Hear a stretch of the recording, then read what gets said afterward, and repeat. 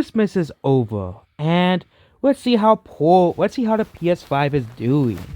Well, this is the current charts of the year. The PS5 is still being outsold by the Switch in every country and continent. Yep. No matter because no matter how much Sony tries, they're never going to beat Nintendo Switch. And the most valuable thing throughout the whole holiday season in America, Mexico, and Canada, the Xbox One and the Xbox Series X and S have been outselling the PS5. But the PS5, according to all the YouTubers, according to people online, is the future of gaming. The future of gaming is in Sony's hand. Not Nintendo, not Microsoft, not PC gaming, not any other console. Only Sony. Because Sony fanboys are so in full of themselves. They're only winning nowhere. They can't even beat Nintendo in Europe, which is where they sell the best. They can't even beat Nintendo in Europe now. That's how poorly the PS5 is doing everywhere else. They can't beat Nintendo in Japan. They're losing to everyone else in America, and the Xbox isn't selling that bad compared to the PS5 in Europe. Again, in Japan, the Xbox is virtually non-existent, so it's really just Nintendo versus Sony, and again, Nintendo is destroying Sony in every level.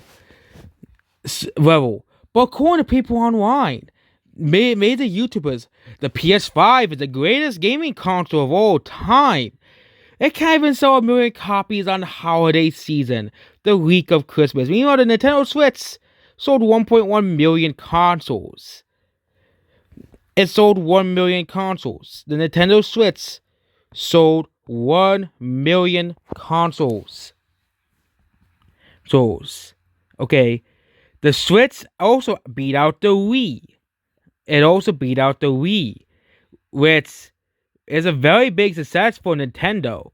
The fact that the Switch beat the Wii is very, very, very good, because the Wii, first of all, is a very overrated console, and second of all, it shows that Nintendo isn't in the trash anymore, isn't in, the worst selling console. Well, that honor will have to go probably by the end of next year, to the PS5. Of course, Sony fanboys are pump up the test, but we have Final Fantasy 16 coming out. We have, sequels to franchises that are also coming to PC. And it's funny how Sony fanboys are all doom and gloom because PlayStation games are coming to PC.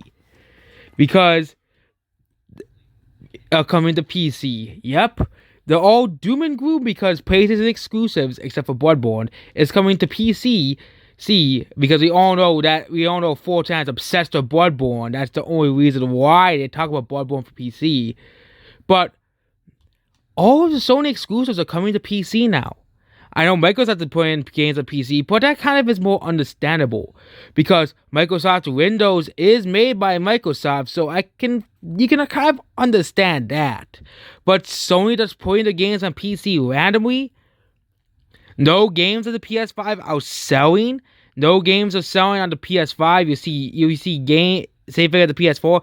You see store sales for PS4 and PS5 games. Meanwhile, Switch and even Xbox games are selling out in America. But no one's buying PS5 games because there's no games on the console. Xbox has 2 games released. 2 major exclusives, Forza Horizon 5 and Halo Infinite. Of course, both can be played on the Xbox One, and PC. But what does Sony have? Deathloop. That's it. And that's also probably coming to the PC, and also is a timed exclusive, and it's probably coming to the Xbox a year later. So that means Sony had no true exclusives to their console in 2021. If Deathloop is coming to Xbox One and Xbox Series X next year, which further proves that no matter how many awards Deathloop gets, Sony's not going to win. Sony's not going to beat Halo Infinite in sales. Sony's games are not gonna beat Pokemon Diamond Pearl Remix as bad as they are still not gonna beat the Diamond Pearl Remix and Mario Party Superstars. Whereas you look at the Japanese sales, the PS5 is nowhere to be seen. Supposedly it sold 62,000 consoles. Supposedly it sold that much. But where's the games? Where's the game? People be like, bro, digital games, bro, digital games. But no games are selling, only Switch games. People don't give a shit because they're buying a console. But God of War is coming out and Horizon Forbidden West is coming out. And of course Final Fantasy 16. Likely the Final Fantasy 16 will probably be the worst selling mainline Final Fantasy game in history. Just like Resident Evil Village as well. Well, I won't be surprised if the slow move to Nintendo is inevitable. The slow move to a console that people actually buy.